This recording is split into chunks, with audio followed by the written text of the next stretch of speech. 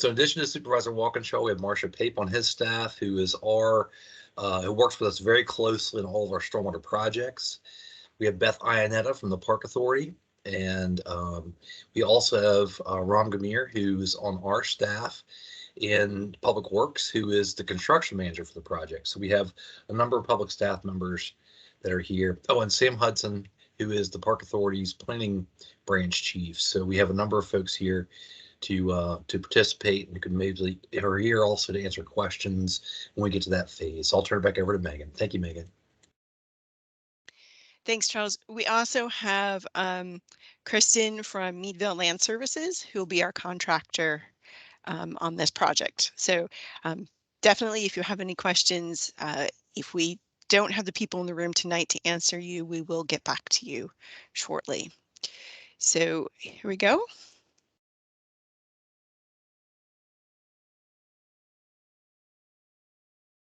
This is pretty standard practice for a Teams meeting. We ask that you mute yourself so we don't get the background noise. Ask us questions in the chat or unmute yourself when we get to that point. The slides and the recording will be available on our website in a couple of days.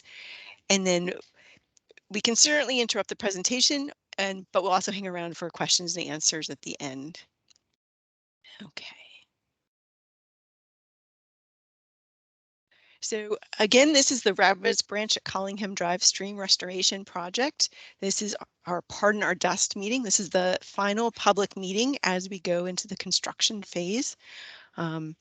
But as everyone should know by now, the creek section is actually Shane's Creek, which was named during the course of the project. For those of you who are just joining us, we'll do a brief background on the creek as well as some of the key elements of the restoration plan. But tonight's focus is really to talk about what's going to happen during construction, what you can expect from the county and the contractor, and most importantly, to talk about your safety and how we maintain that during construction. You can always check back at the project website for updates, as well as sending me an email or a text during construction while we are underway. So Rabbits Branch or Shane's Creek was envisioned as a project in the beginning of fall 2018. This is when we undertook most of our first elements of the survey to identify resources as well as constraints on the system. Design occurred with a public meeting, a value engineering study, iterations, a couple of really great walks in the field with many of you, and it took about two and a half years. And here we are now at the beginning of this purple, which is kind of the exciting spot, the beginning of construction, and we're expecting a 600 calendar day construction window. Post-construction, and even before the end, we start working on revegetation, and inspections begin, regular inspections begin a year after construction, so that first year is all warranty, and then the county as well as the Park Authority maintains the public trust in keeping this as a stream restoration into the future. The area of work is entirely within Fairfax County Parkland. In this trib, this arm of Royal Lake, from Roberts Road to almost all the way to the lake. It's about 4,800 linear feet with the main stem and the tributaries. There are two construction entrances, the primary one off Roberts Road into the area that's already a stormwater maintenance facility. So it's already a paved entrance. And then there's an unpaved entrance here in Gainsborough Drive, which provides a second point of access. So why do we spend so much effort on stormwater and streams? Basically, you can see this aerial image of Chesapeake Bay here following Hurricane Lee, and here's the Potomac. So here we are over here. All that brown stuff is sediment and pollution that's been washed into the bay, which since 1972, there have been federal and state and local regulations to prevent degradation of our water resource. Stormwater also works on dam safety regulations. You all probably recognize us from when we were in your neighborhood a few years ago working on Lake Royal, because we maintain our existing facilities. And we also work to support public safety and emergency response. Why we're at Rabbit Branch or Shanes Creek specifically is because of the pretty degraded conditions that are occurring in this creek. We have incising or deepening creeks, which are widening. So the banks are getting farther apart, which is undermining trees and making them fall across the creek. We have exposed public infrastructure like this maintenance hole that's sitting in the middle of the creek. That's not how it was built, as well as invasive species. We didn't get there all in a day. It took quite a number of years for the creek to degrade to the point where it is now, because it is part of a larger watershed. It's about a square mile. And in total, the main perennial part of the stream is about 5,600 linear feet. But unfortunately, most of that watershed has a lot of impervious cover. So a third of the watershed has impervious cover. And other studies and research has linked impervious cover as being a major source of degradation because it just increases the amount of water that the creek has to absorb and move through the system. This is given the overall watershed condition of a poor. So the design will work to stabilize and restore this 480 linear feet of the main stem of the channel using a technique called natural channel design. Natural channel design uses wood and rock structures to stabilize a pattern or a path for the stream to continue on, as well as restoring vegetation and water quality. After completion, we estimate that phosphorus, nitrogen, and suspended sediments or soil will not be exported from the system. This project will also protect private property and public infrastructure. Remember those maintenance sanitary sewer lines? We anticipate an increased ecological diversity by using native vegetation and one of our design solutions that I'll talk about next. And I think most excitedly, after design, even after we were out to bid, and this project was selected by the state for a local assistance fund grant to help pay and cover the cost of construction. So as I mentioned,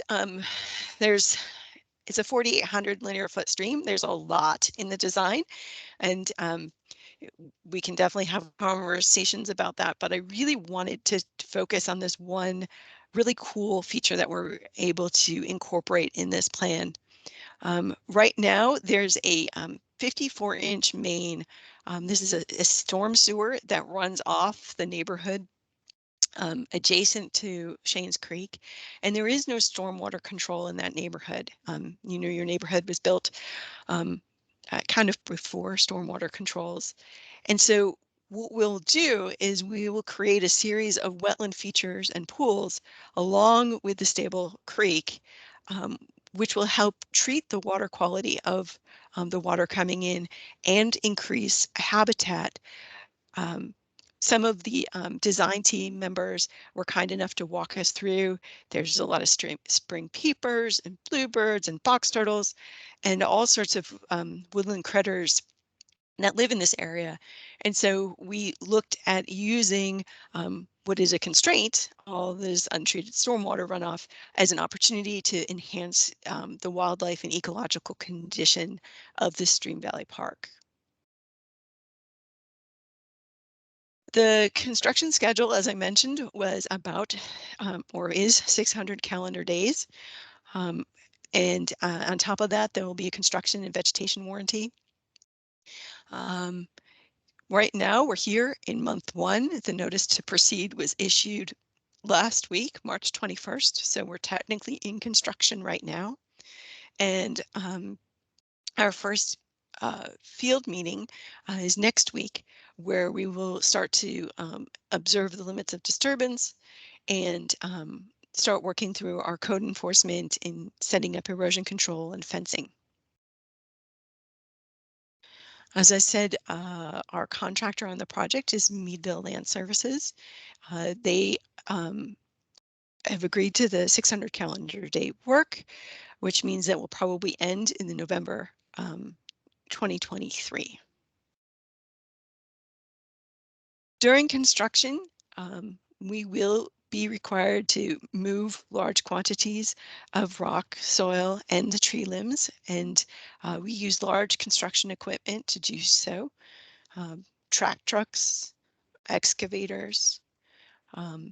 We create these access roads, which are layers of mulch and wood deck matting to protect the soil underneath from compaction or damage. The trees have, we call this tree armoring or tree planking, and this prevents the tree from getting nicked as the construction equipment goes through. The construction access points are protected with rock, steel plates occasionally, and construction wash racks. They don't always have fencing across, so don't look through the construction entrance when you look at the site and everything's fenced except for the construction entrance. Don't go, well, that's obviously clearly the place I can walk in. That's the place where the equipment comes in, so that's not open for pedestrians. And then certain areas of the access road will be expanded, and those will be for staging and stockpile of the materials that are used on site. You might notice this is a different kind of armoring. This is a white material. You might notice snags. Not every tree will be removed to flush cut on the ground. Where possible, we leave snags, and this provides habitat for woodpeckers and owls, and then helps the ecosystem processes of contributing something called coarse woody debris to the floodplain. A lot of the stream will have this brown burlappy type fabric laid on top of it. It's called core stabilization. It's made out of coconut husk. It will degrade on its own, but that helps keep any of the areas that we have disturbed stable until the native vegetation seed mix that we have can germinate.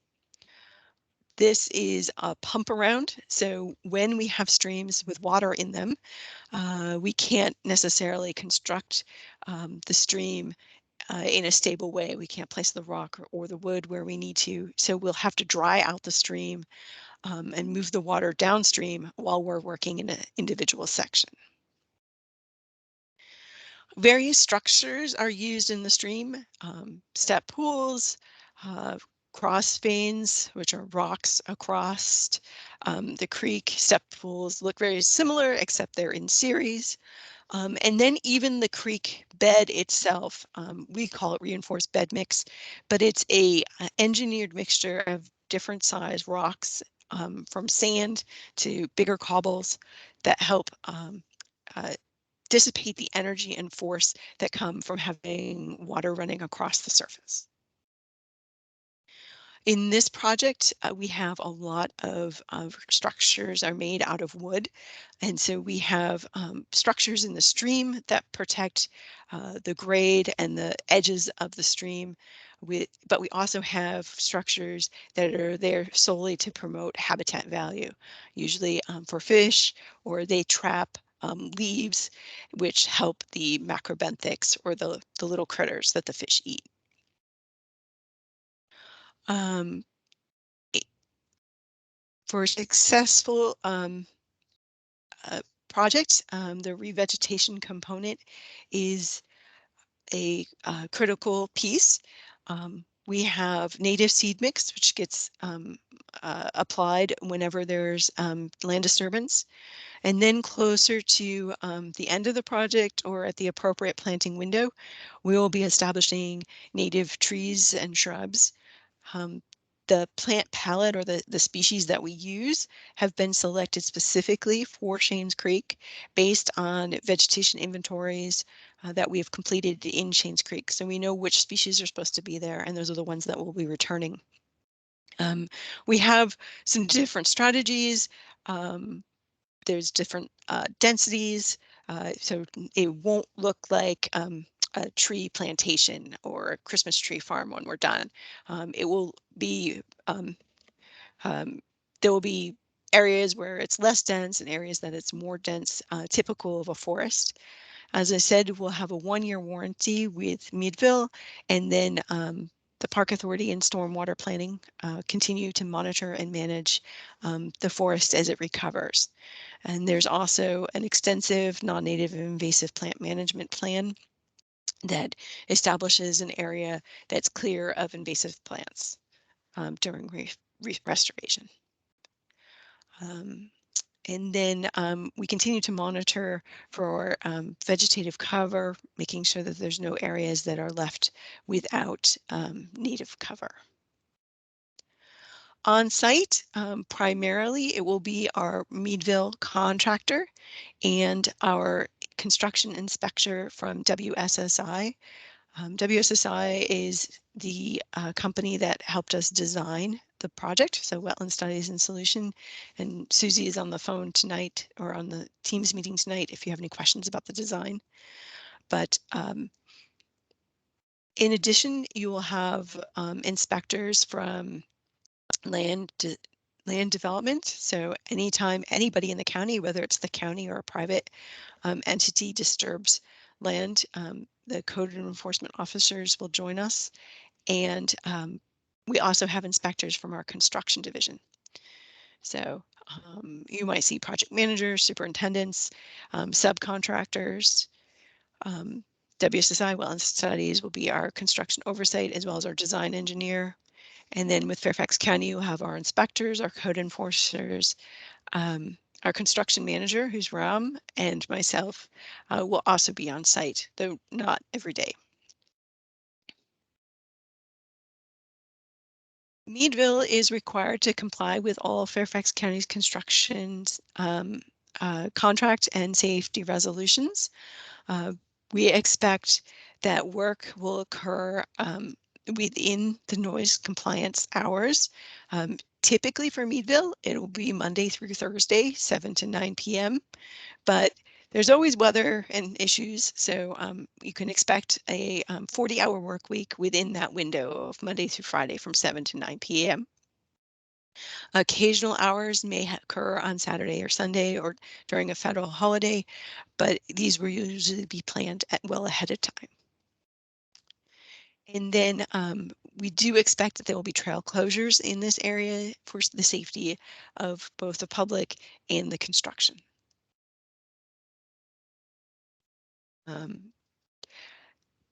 As we get to know each other pretty well over the next 600 days, you'll find out a lot about me. I don't like to tell you unless I'm like 100% sure of something. So if I'm like 80% sure, I'll say I'm 80% sure of it.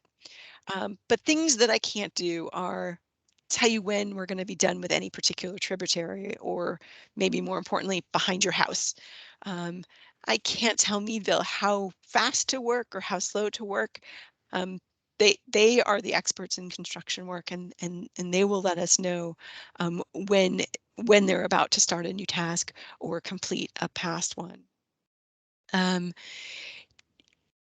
The construction area takes up both sides of the park. So sometimes there's just not going to be a way that we can get you safely through the construction area or around the project. Now, there are places in the parkland that are outside the limits of disturbance. And so sometimes you may have to do a little bit of bushwhacking if you need to get around a construction area.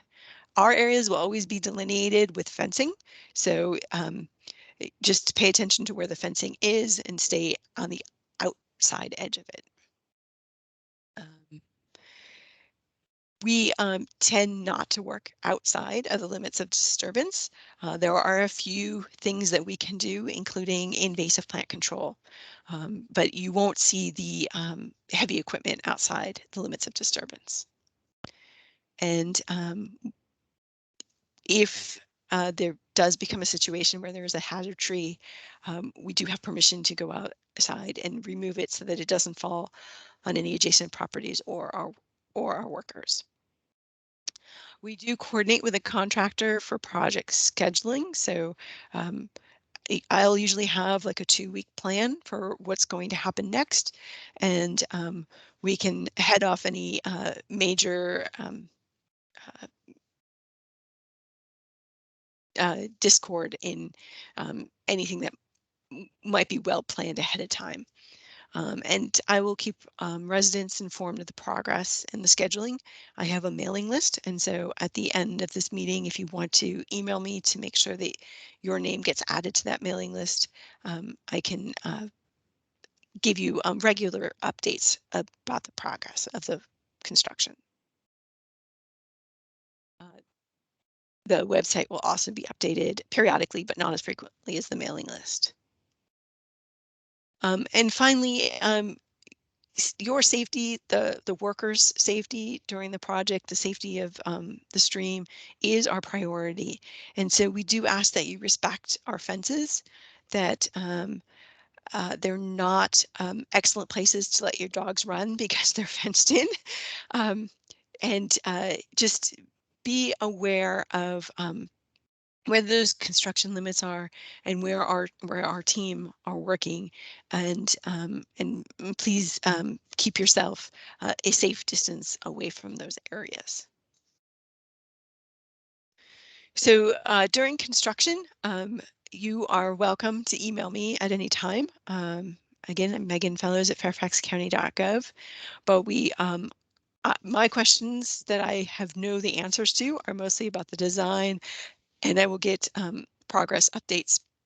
Specifics about construction can be directed to Ram. He's our construction manager for this project. But again, you can ask either of us and we will get you to the right answer. So with that, I will stop sharing my slides. I saw a couple of texts come in. Yeah, so Julia asked Charles, Julia asked who is Shane, and I think Greg answered that. He put okay. Greg Zykes put a note in about the dog and also an article. I also want to recognize that Greg Sykes is on, who is a community leader especially I'm a leader for the Park Authority Invasive Management Area, and Paul Gross is on, who is the president of the Friends of Royal Lakes. So we've got some critical stakeholders who have been involved in this project from the start. In the middle, there was a question from Elizabeth about she's watching with her young daughters and wants to know what will be done to avoid habitat loss and protect the species that are in there. And Megan, I think you already addressed some of that with the Frog Disneyland component. If you want to address other pieces of it. Charles, you just took away all the credibility of our cool vernal pool wetland complex and calling it Frog Disneyland.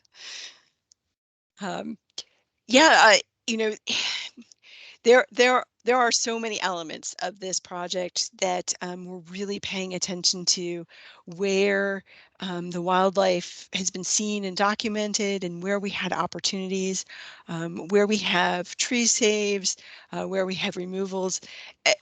Almost every single step was really cognizant of where those resources are currently on the ground. Up at the top of the project, you'll see that we're actually not touching the main stem of the creek. We're actually going to be creating a secondary flow channel. And this is in part to provide that refugia for the critters that live in the creek right now. Down at the lower end, there are probably the best quality woods in the Royal Lake area. And so as much as it made sense for the stream to go right through the middle of the woods. We said, no way. So we found a different solution for the stream so that the higher quality woods can and stay the same. And it's not just the ecological value. Um, this trail system is so well loved. We can't recreate this trail system. So there's sections that we pull off of the trail and use like the sanitary sewer for access versus the trail to maintain those lovely undulating curves around some of those bigger trees.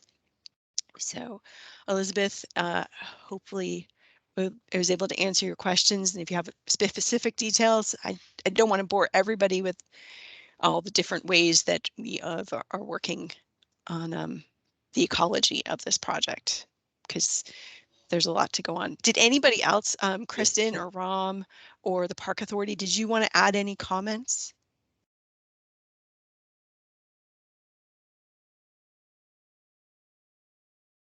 If not, Ken Bauer has a question. He's got his hand up. Ken? Yep, Ram. Yes, thank you. Unmuted. So hi, Megan. Thanks. Nice to see you. So I think we need a little bit of a reality check here. A very specific question was asked about what's going to happen to the little critters in the construction project, and the fact is they're going to be killed.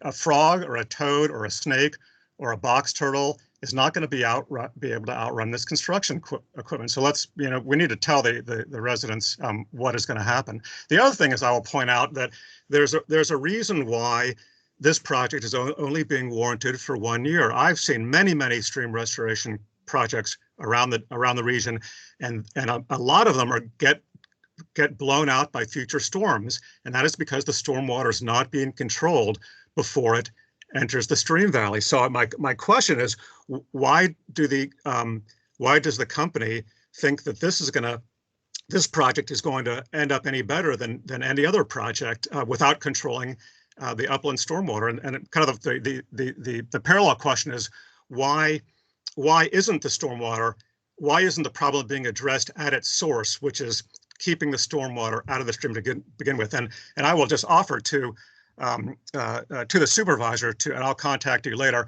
I have a whole presentation on the problems with stream restorations that are completely being greenwashed by presentations like this.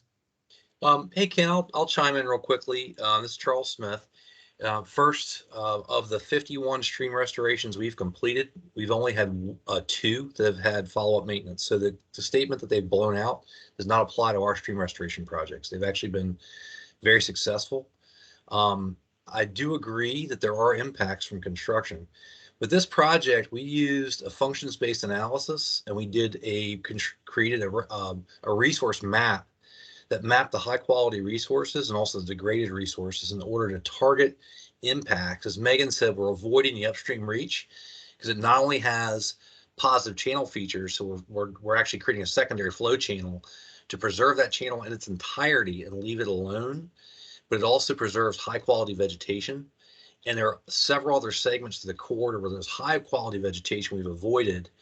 We're also raising the invert of the stream to rehydrate wetlands throughout. There are some very good quality wetlands throughout that we're not touching. And the point was to sustain the hydrology within those wetlands because they're not seepage driven. They are flow driven from the system. And we've got Magnolia virginiana or Virginia magnolia in some of those. We've got these really good quality wetlands in the lower reach on the right bank with serpentine channels. So we very much avoided those. So there are a lot of refugia within the system. And then we have created the area where we have the large wetland complexes downstream where that 54-inch pipe comes out from the elementary school. And it's very degraded woodland, very low quality, high invasive. So in there, we can actually improve Charles, the conditions. Charles, if I may, I mean, we've heard. 1 second, Ken, let me just finish. So in that particular location, we can actually improve the quality of our riparian corridor because it's currently highly degraded.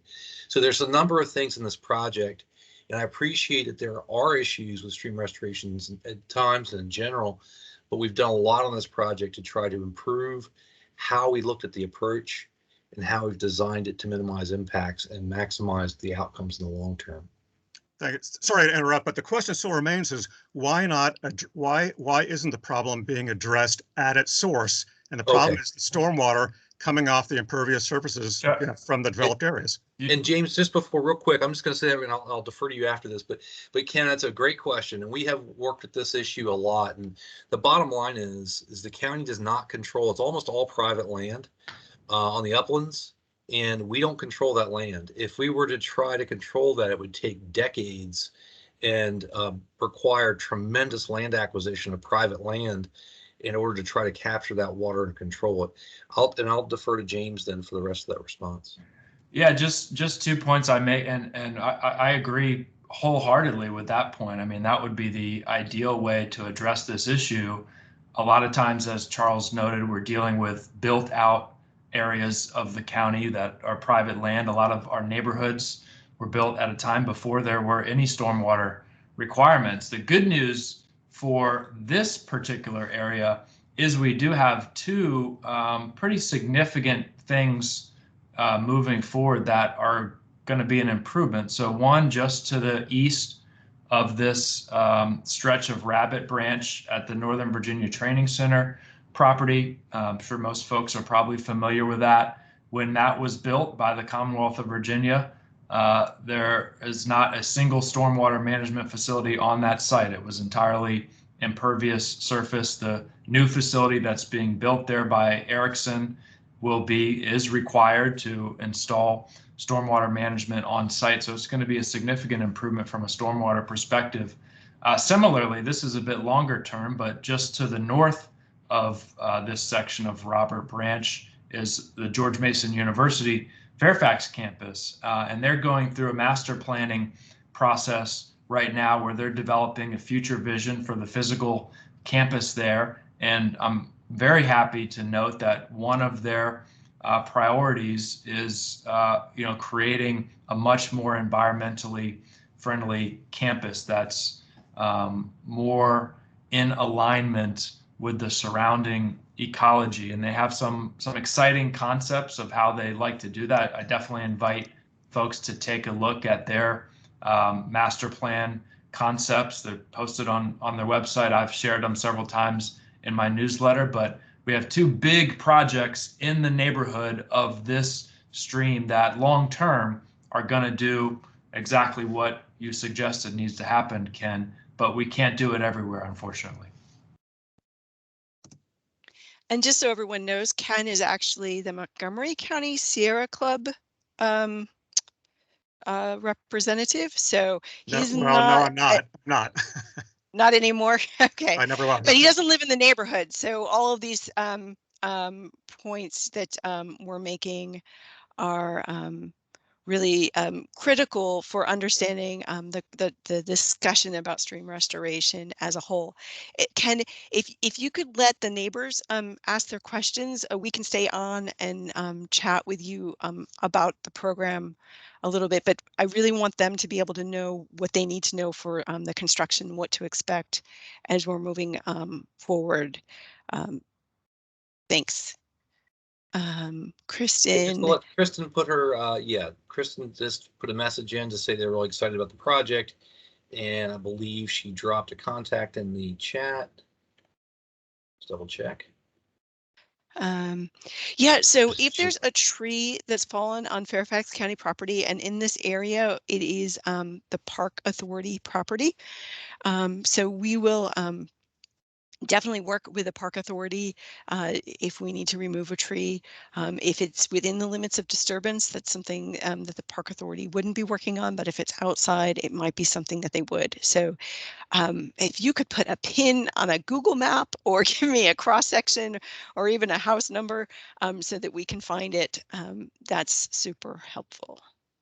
And just a note on that too, we also work with the Urban Forest Management Division to walk the site prior to, during, and after construction, and in coordination with the Park Authority to look at tree issues, tree impacts. Okay, I was reading through some of the comments. Hopefully I was able to get to them. Hey, Megan.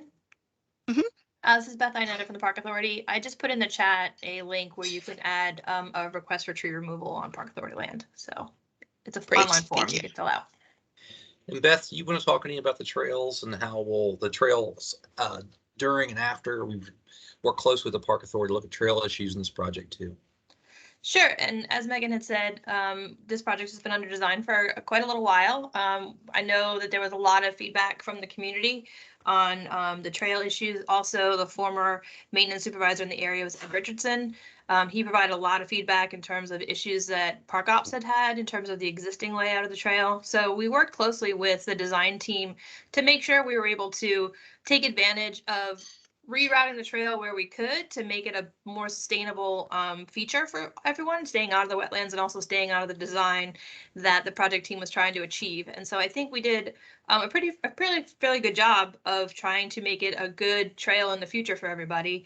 I believe we got rid of a footbridge and we're putting in a culvert. Obviously, that's a maintenance plus for us since we don't have to keep going out and replacing wood bridges since they rot and deteriorate with trees falling on them quite often. So we just tried to make sure we were able to work with the project team as best we could. I strongly suggest and hope everyone stays as much out of the construction area as possible. We know you guys love this trail, so take it upon yourself to find an alternate trail, maybe in the vicinity to explore while they're under construction, and we really appreciate you guys giving them the space they need to work. So thank you very much. See a comment from Dan. Dan, do you want to add to what you've put in the chat, or you're from George Mason University and just talked about sustainability and partnership? Sure, thank you very much. I'm actually part of the team developing our climate action plan, as well as working on our sustainability plan. And as a neighbor as well in King Park West, I just want to emphasize that we want to maximize that partnership and appreciate Supervisor Walkinshaw's dedication to helping to facilitate that, and then certainly see this as a neighbor with this in my backyard. I certainly see this as a welcome contribution. So thank you, Megan, and all the whole team. So Megan, Margaret has a comment about, or a question about number of trees to be taken.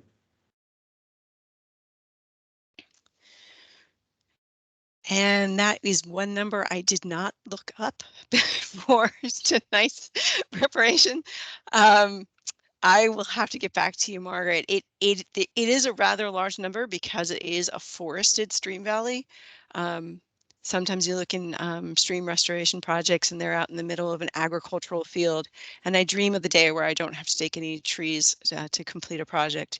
But this is a forested stream valley. There's a lot of trees that are falling with the undercut banks. We lost a couple of trees this winter in a couple of pretty intense storms. But we tried to focus the trees that were at the tree removals are the trees that were at risk. So along the edge of the stream where they would have fallen in a few years because of erosion and undercutting, or along the sanitary sewer line where there weren't supposed to be trees anyway because no one wants the sanitary sewer line to break because of a tree root. Those are the trees that we focused on removing, but it's a 4,800 linear foot project through a forested stream valley, so there are quite a few. If I can just say why part of the reason I asked that is to live near Roberts and Braddock is really devastating these days because we lost trees for the Mason Park, we're losing trees for the Erickson, and now we're losing trees for this for this project. Each one of them taken separately is upsetting, but all three together, if you live where we live, all three of them together is just devastating, and just, to us who live in this area, to see all that canopy just disappear overnight. I'm hoping that somehow we can get some projects going that plant trees in this area that restore some of the great loss that we've been suffering here. Yeah, I mean, just a couple of points. I really appreciate that point, Margaret. And I'm up and down that section of Braddock Road regularly, and I share your concern that the Roberts Road project and the training center project. Both do have tree preservation requirements, and there will be replantings, but you're right. We have lost a lot of mature trees as a result of those two projects. I think here, and Megan or Charles can chime in, but I think net there will be an increase in native trees long term. I mean, right now we're losing trees, as Megan pointed out, because of the degradation of the stream, and that will only get worse. So while there will be some tree loss initially during the construction of the project, there will be, I think, hundreds or maybe even more than hundreds of replanted native trees and native plants throughout the corridor. So when it's finished, it's going to be a much better habitat for those native trees and native plants to survive and to thrive. If we were to do nothing, we're going to continue to lose them because of the erosion. Thanks. Elizabeth asks about, she said there was a mention of intermittent trail closures. Does that mean there will be possible use of the trails at times? So that is certainly to be determined. Again, we want to keep everyone safe. And so depending on what our code enforcer and inspectors feel maintains a safe trail network, we will try to keep as much of it open as possible that we can. Because it's such a long project, there's opportunities for phasing sections of it. So we are still working through all of those details. So I don't want to guarantee that everything will be open whenever it will be, but know that we're trying to open and keep as much of it open as we can. And Julia asked about the metal bridge. Will that remain untouched? So the metal bridge was actually will be removed. That's kind of about halfway between Roberts and Lake Royal, and we're replacing it with a stone crossing structure. This was kind of a combination of the Friends of Royal Lake recommendations, as well as the Park Authority maintaining that bridge. If you look underneath it, you would never cross it again. So there's some undermining going on either side of that bridge. What we're proposing to replace it with will be much more sustainable and won't cause erosion issues of its own. Ken comments that more trees will be cut in this project than will ever fall naturally. I think part of that Megan addressed in the sewer line alignment. We did target areas of degraded forest condition. There will be some healthy trees taken in places where we're moving the channel to make it more sustainable, but we specifically are avoiding the most mature and also the best quality tree stands, and then we're doing extensive restoration plantings. Elizabeth asks about, there are trees that are in the parkland that overhang significantly onto our property. We love these trees and they're significant habitat. Should we expect these to be removed? I do not believe we're taking any trees along property boundaries, except possibly at where the 54-inch pipe comes out in the upper portion, Megan, is that correct? That's where the degraded... And there's another outer bend that really gets close to some fences. So there are two sections that we do get a little bit close to private property, but we can take a look at where your house is and look at that on the plan. Both of the house with the fence line, I've been in conversation with those neighbors, and so they're aware of how close the limits of disturbance are. And up at that 54-inch main, it does get pretty close, but there's not so many trees in that section. And then Elizabeth asks, is the upper portion in quotes near the lake or near Roberts? It's near Roberts, and that is where we're following largely the sewer line for the upper portion. There's a sanitary sewer that runs from Roberts down along the stream. So that's the upper portion. And then we've got Greg, according to the blueprint, some of the trail will be rerouted because the stream will be cut into where the current trail is. That sounds like the route from Roberts Road to Royal Lake will be interrupted, so people will need to double back, correct? Or will there be bypasses? Yes, there will be portions of the project where there will be doubling back. And we'll try to get that trail signage up there so that you're at least aware that you're about to approach a dead end. I will tell you though, in the lower portion, what we did, I can't remember the what road it comes in off of, but the connector trail, it's paved, and the Park Authority has a really improved culvert across one of the tributaries coming in. We avoided that section entirely, and the trail is paved through a mature forest section. We stayed completely out of there, and also we stayed out of the downstream portion on the left bank, which is very high quality forest. So that lower, probably 40% of the trail network won't be touched as part of this project, with the exception of one crossing, I think, where we're doing an outfall. So there are big chunks when we're not really touching anything. But as Megan said, there will be a few areas where there will be changes to the trail pattern.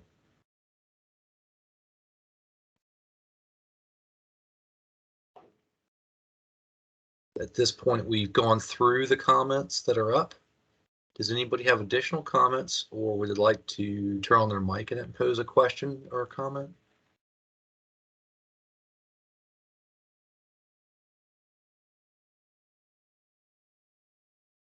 I see Dan has posted, will any effort be made to reduce the post-construction impact from English ivy on the upstream portion? So we won't go north of or upstream of Roberts Road, but we did get an agreement where we're working on parkland to actually go outside the limits of disturbance to increase our invasive control areas. So Dan actually lives above Roberts Road, and there is some pretty horrific English ivy and something called fish mint, which is an early detection rapid response invasive species in that section up there. But unfortunately, it's not parkland. There's homeowners association land, and it is outside of our construction footprint. But I'm happy to point out where each of those invasives are if somebody if some I'm a leader is, sidelined for the next 600 days and can't get into his perfect spot that he wants to work on. I can point out where that stuff is. Speaking of some I'm a leader, Greg posts, what efforts will be made to preserve the seep at the Gainsborough Drive entrance? So, there's a,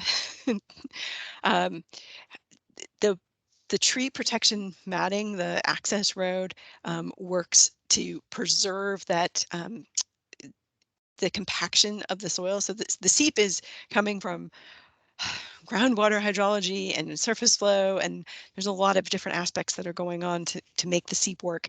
But the tree protection matting works to preserve the compaction from the soil, and then the stream restoration itself, by working to raise the bed of the stream and reconnect the floodplain, also helps to work to improve the hydrology in that section. So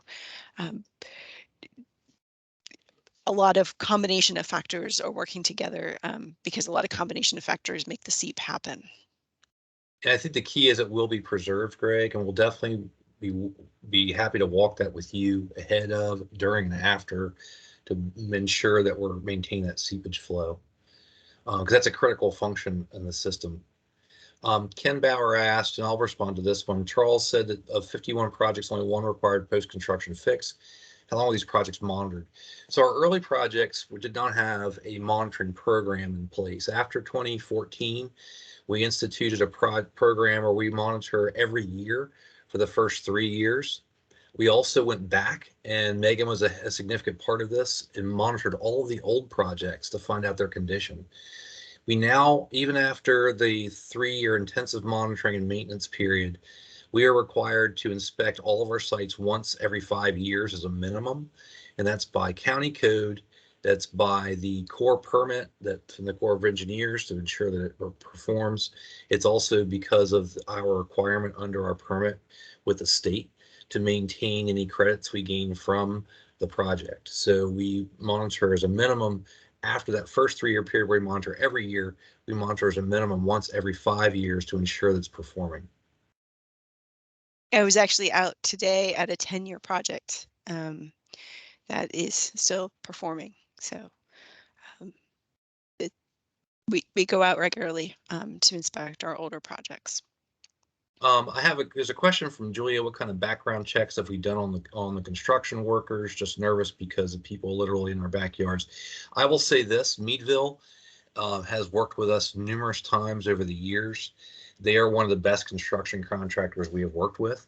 We recently worked with them also in Braddock District on the Flag Run project, which is it's in Akatank, upstream of Lake Akatank. This company has been exemplary in terms of how they conduct themselves, how they interact with people, and how they keep the site to do the project well, perform on time, and to kind of distinguish themselves in terms of their behavior. We've always had very positive interactions between Meadville staff and our staff, as well as with the community. So Megan is certainly your point of contact. But if there's any issues, you can also contact me. But the performance of Meadville in the past has been exemplary. So I hope that's helpful for everybody.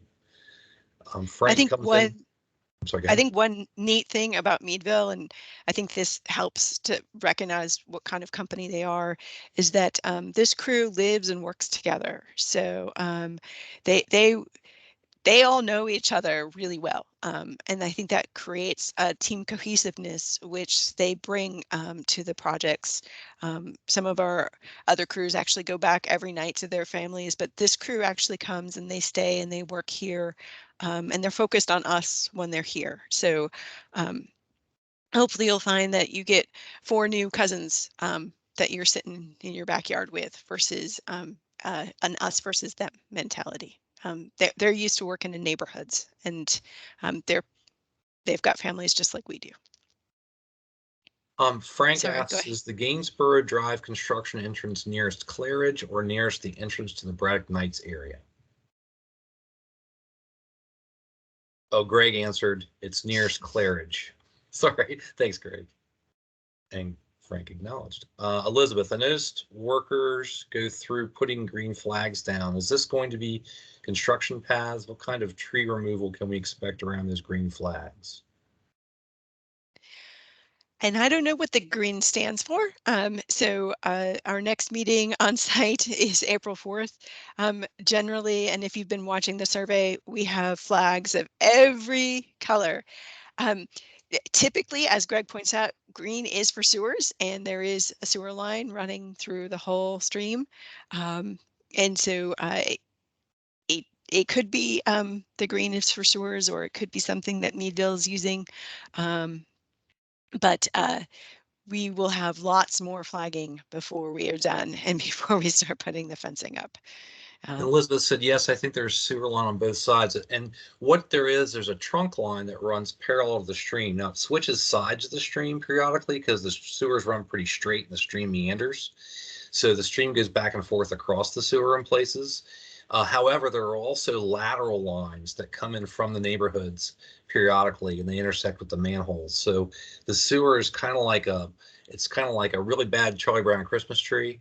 It has a main centerpiece, and it has these branches that come out to the sides intermittently. And Kristen's added that, yes, it was the sewer marking. So thanks, Kristen.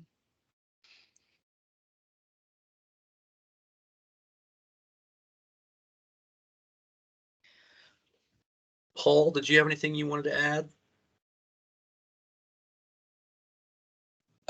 Just that when we met with the county on a number of meetings, we took great pains to try to save as many trees as possible in our discussions. And I really appreciate the cooperation that as a representative of the community and the Friends of Royal Lake, the cooperation we got in actually making some significant changes to keep as much of the tree canopy as possible. Also, I know Greg is quite shy, but Greg, would you like to chime in with any thoughts or comments? No, I've been doing it through chat, but thank you. Thank you, Greg. I really appreciate it. And by the way, just to throw in there, Megan and I probably met Greg first when we did a plant rescue when Royal Lake, when the emergency spillway was redone in about 2005 or so. We were with the Park Authority, and Greg has just started volunteering, and he helped host a plant save when the forested acre area was removed from the emergency spillway area, and that's how we met Greg down there. So it's been quite the relationship over the years. Um, and then Elizabeth is adding that we are a new family to the neighborhood, and so we're not part of the early discussions. Thank you, everyone, for working so hard to preserve the trees. We are worried because this meeting has been, we are worried, but this meeting has been encouraging. And Elizabeth, I encourage you too to keep in touch with Megan, and you can also email me throughout. We're happy to hear concerns you have and continue to communicate throughout, because I think that's the most important part, is continued communication throughout the process, so that we can help with answering questions. You can bring attention to anything, have concerns, and we can continue to kind of understand the community needs and communicate back out as quickly as we can on timing or issues going on. And I just want to point out that, and please tell your neighbors, everybody got a postcard in the neighborhood. But you know, it's a Monday night. Thank you. Not everybody could come. Not everybody's going to check the web page, and literally sometimes the first time people hear this project are going to be when they see the trees coming down and the excavator, and they are not going to be happy. So please reach out and talk to them and tell them, you know, this was a process that we had the community involved. It wasn't just a willy-nilly exercise, you know, and there's a reason for what we're doing. So please do reach out. And then Megan, the lifespan. Oh, go ahead. I put Paul Gross's home phone number on a poster, so all the calls will go straight to him. Yeah. Great. He knows all the answers. You're always a big help, Frank. I also, there's a comment from Susan, or a question. What is the lifespan of the tag trees that are staying? So many trees have fallen behind the homes on Windsor Hills Drive. Did the lifespan play into deciding which trees are coming down? And Susan, is Windsor Hills, is that on the Zion Road side? Is that one of the newer subdivisions?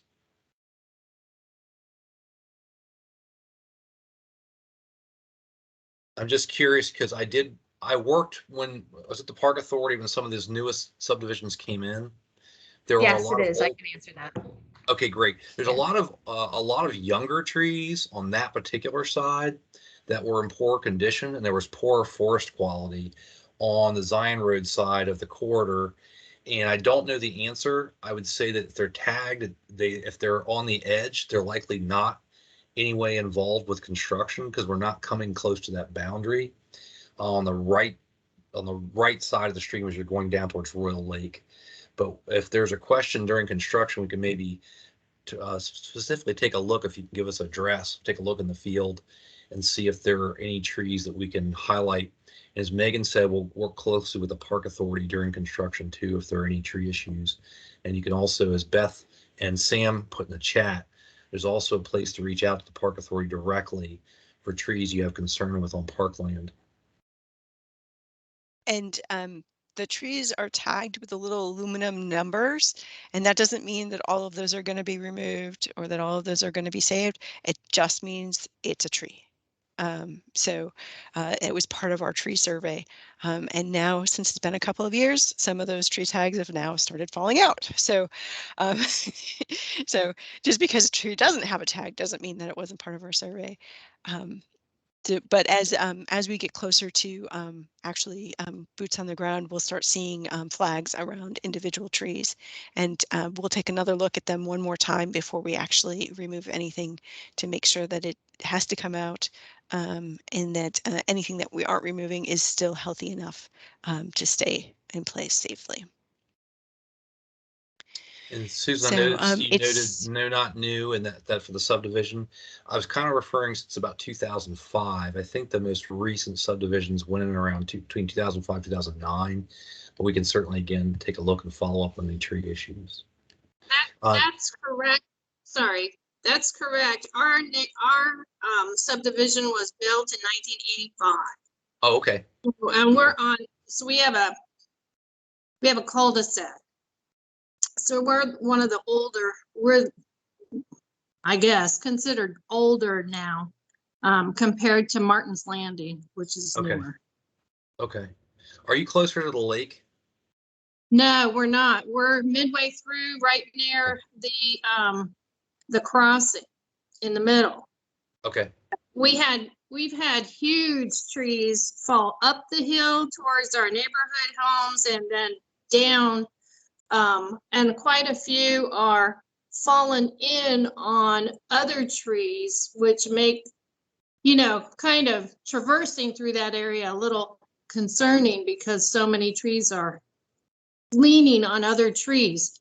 So that's why I asked what the lifespan was on, and if that played a part into which trees need to come down. Oh, well, I think within our limits of disturbance, as Megan pointed out, we do take into account closely the condition of the tree. If it's in a degraded condition, that's a tree that's often targeted for removal and reuse within the project. Areas outside of the project footprint, so it's outside the LOD, we're avoiding those trees altogether. I will say that none of us can say that we understand those trees you're referring to specifically without looking at them. But we have gone through a couple things in the last several years. There is periodic oak death throughout the area that's at its worst in Virginia, North Carolina, and Tennessee. It's been documented for decades that there are these periodic episodes of oak decline, and Virginia is one of those areas that it occurs in, and we're in the midst of one right now.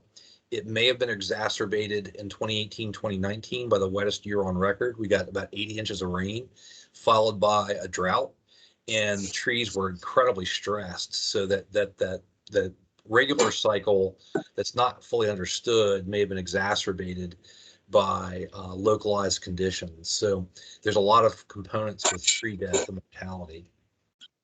I appreciate that. Yes, ma'am. If this would help, I can chime in for a second. A lot of the trees on that hillside are outside of our LOD. So, we'll have to see what those exact trees are. They may be within, but a lot of the ones on that hillside are outside of our LOD. So as of now, are, proposed to stay. And this is Susie Hoop. She's a design engineer that Megan introduced before from Wetland Studies.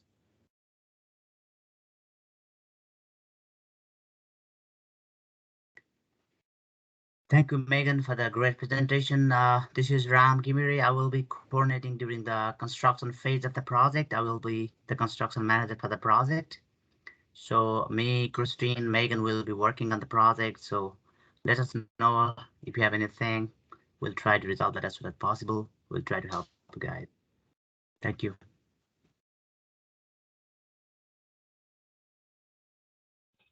Yes, Charles, one exit question from the Kings Park West Friends of Royal Lake group. We just wanted to make sure that the background for your picture tonight is not a future view of this project.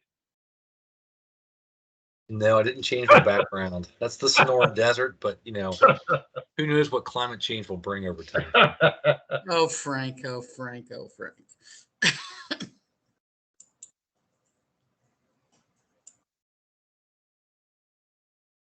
Well, I want to thank you all. I know we have a lot more than just Greg IMA leaders.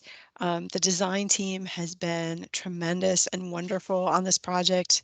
We couldn't have done it without the community members, Paul and Greg, and really looking forward to getting underway and starting healing the system versus just watching it periodically decline over the last 3 years, which has been really rough. If you have any more questions, feel free to email me, or as I said, let me know so I can get you on the periodic mailing lists. And Charles and Ram and Supervisor Walkinshaw, and we're all here to support if you all have any questions or concerns as we go through construction. So thank you. I wanted to throw in one more quick thing, Megan, and I think this project is very exciting for us because we do appreciate that sometimes in the past stream restoration projects have followed kind of a script that wasn't as sensitive always to the land. This project is one where we've taken a lot of care working with the stakeholders and the community and the different professional groups and consultants to really identify those good features and protect them, and also look at the degraded features. One of the things that if you have time to walk that lowest portion that really good quality forest stand just before the lake on the left bank.